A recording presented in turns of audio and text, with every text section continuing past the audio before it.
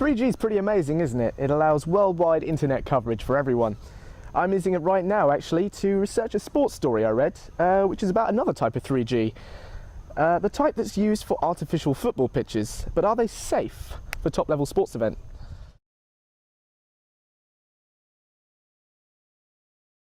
That's why we've come to the University of Brighton to have a look at their synthetic pitch. This stuff caused quite the stir in England in the 1980s when it was introduced into the Football League.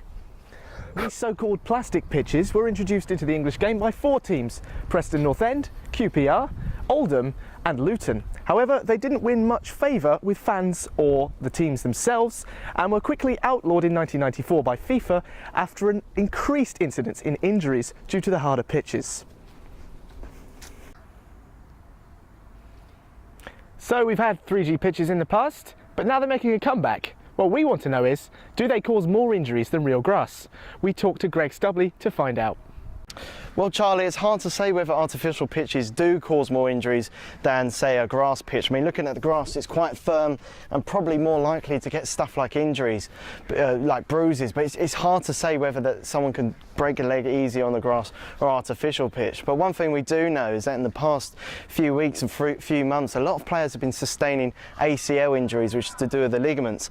And we believe that's to do with the artificial pitch, because the artificial pitch hasn't got as great a grip as on the turf here. Because on the turf here, if you have studs, it connects in the mud a lot easier. Whereas on artificial pitches, especially when wet, it's a little more slidey, it's a little more less control for the players as well. So it's just a question of whether artificial pitches can sustain that grip for these players not to get the ACL injury. Well, thanks for that, Greg. We've now heard from the experts, but what do you guys think? We went out on the streets to ask the public. Well, thank you for everyone that gave their opinion there. That's all we've got time for in this segment. Back to the studio.